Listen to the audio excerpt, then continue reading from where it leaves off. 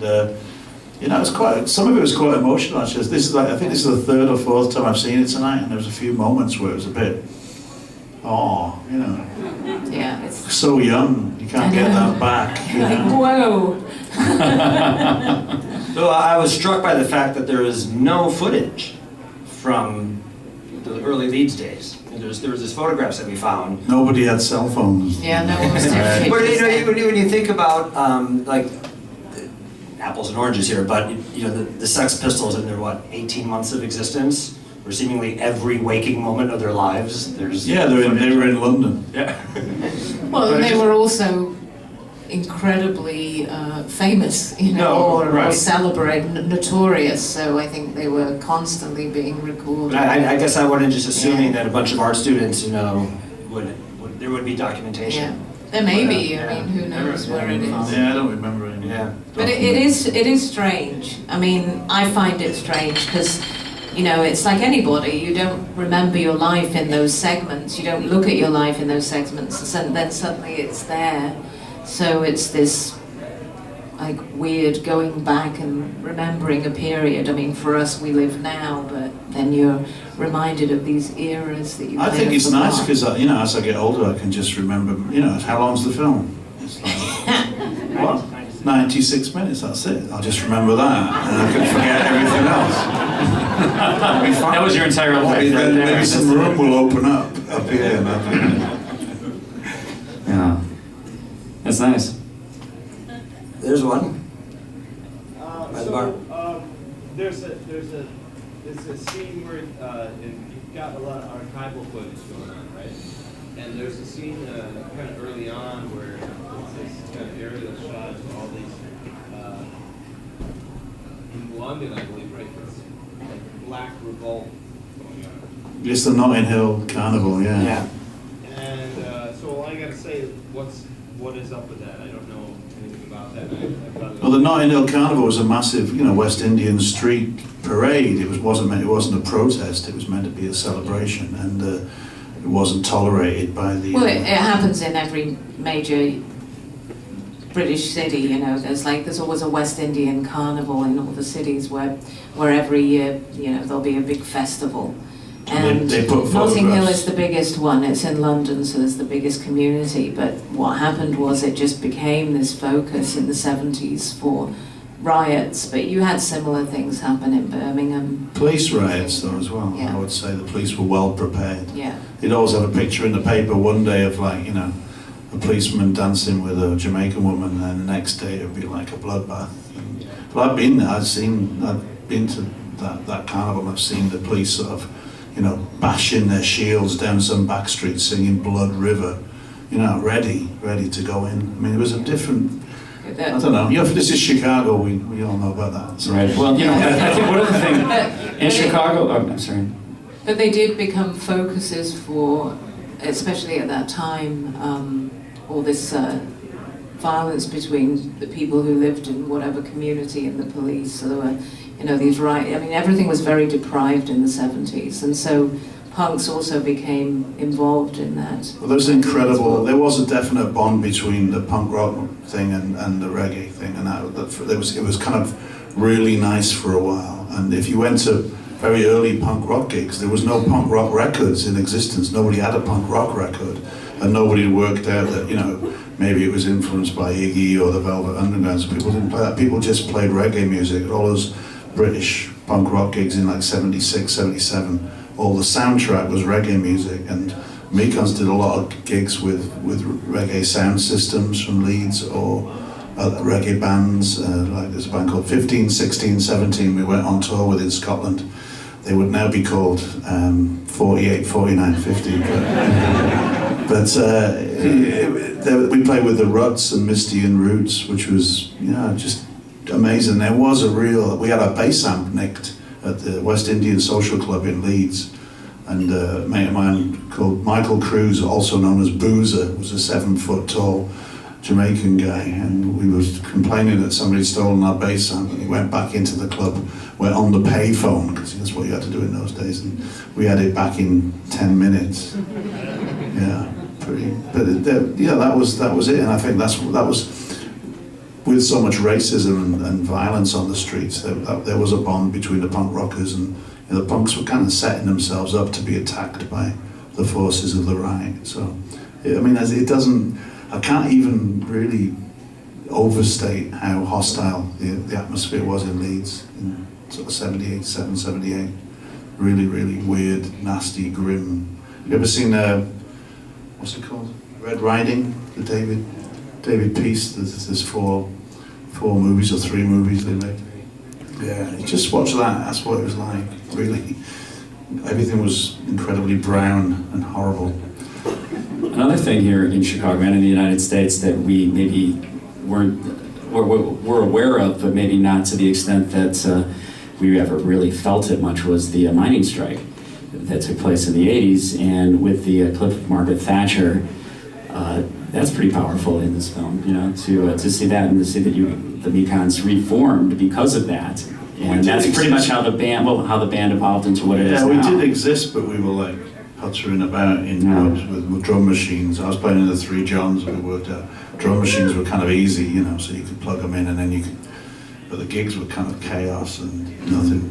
And we wanted to have a band that you didn't have to explain for the miners' strike, so we could go in to play gigs in the mining communities.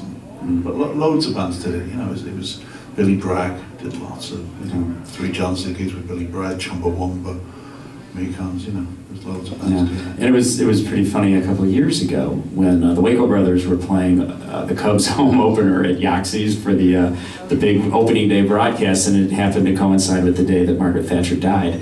And you guys brought that into the Cubs home opener by saying the witch is dead. and I think people were saying, what witch are they talking about? It was great. It was great. Bringing Margaret Thatcher's death into Wrigleyville is nice. So thank you for that. Oh, you're welcome, man. Any other questions? Yes. Okay. What is a Mekon? Yeah, on the wall of Dennis and Lois's house, when she was showing my trousers, there's a picture of a giant green alien. No, actually tiny. There's a big poster of a tiny green alien who flies around on a dinner plate. And it was the enemy of Dan Dare, who was the space pilot of the future in a British comic from the 50s and early 60s called The Eagle. And we formed a band. Andy Corrigan wanted to call the band Dan Dare and the Mekons, because his mother was nursing Frank Hampton at the time in a nursing home in Ormskirk, Lancashire, and she was sending us all these bulletins about how she would talk to Frank Hampton. He was a very famous comic book artist, and he would tell her that he had all the aliens and all the spacemen in this comic strip. He had the costumes, and it was all drawn from life. And that blew our minds, that there was people somewhere in Lancashire standing around in spacesuits being drawn by this guy. And the Mekon was basically the arch enemy. So there was only one Mekon. It's like He Margaret had a Thatcher. giant head. Kind of like Margaret Thatcher, but green. But after the first gig, I wasn't even there. Andy Gill from the Gang of Four played drums the first gig because I couldn't be bothered to go. And they pushed the band on stage on a sofa with spaceship written on the side. And but then it was called Dan Dare and the Mekons for the first gig, and then nobody wanted to be Dan Dare. Because people just said, which one's Dan Dare? And so we became the Mekons. Yeah.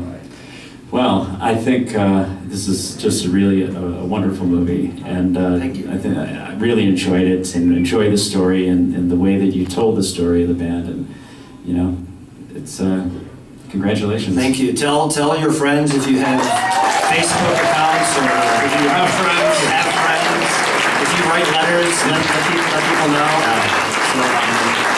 And this is just the beginning of Synthfest. It's going on all weekend. There's all sorts of films, as Josh was telling you about before. Make sure you pick up one of those flyers. And there's a documentary film about Nick Cave. There's a film about Grant Hartz. There's live performances with bands playing. Is accompanying films, Caliphone, Jimmy Chamberlain from Smashing Pumpkins and Scott Lucas are playing live music to Battleship Potemkin. And there's all sorts of great events, and there's way too many to mention. We'd be here all night, but Oh, check that out. And you can buy Revenge of the Mekons posters and badges at the merch table out there, and plenty of Mekons Paraphernalia. paraphernalia. And come to our show on July 13th. July They'll 13th, be- send a Mekon to Scotland. You can get them out. We'll have haggis and Scottish cocktails and Scottish songs. So. Yeah. And And we'll be it's wearing early, kilts. it's at 7 o'clock. Even better, that's what I like.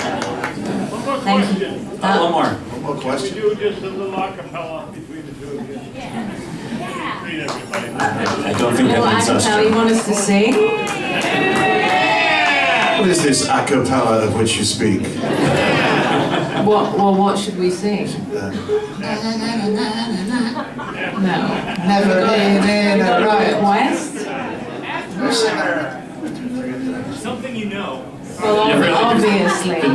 It's very hard to do things you don't. Tina. Tina, oh my God.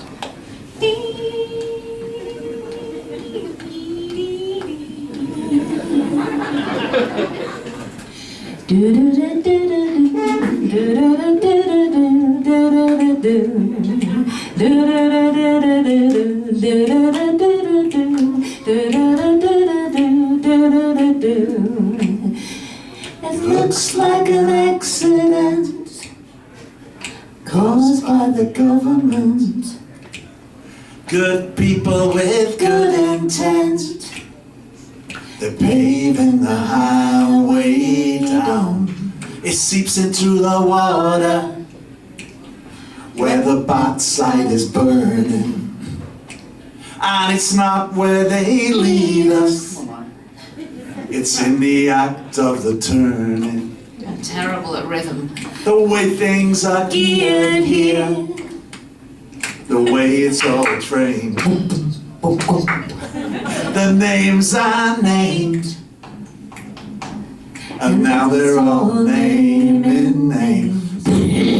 Putting on human faces, say there is no alternative. Turn to stone.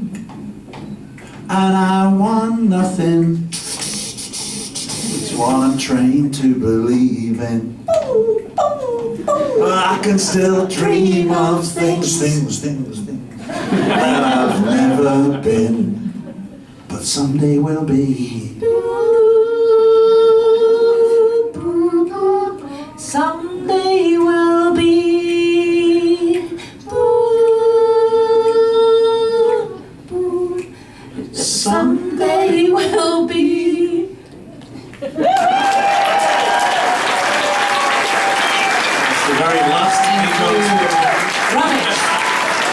That's our specialty. A nice time.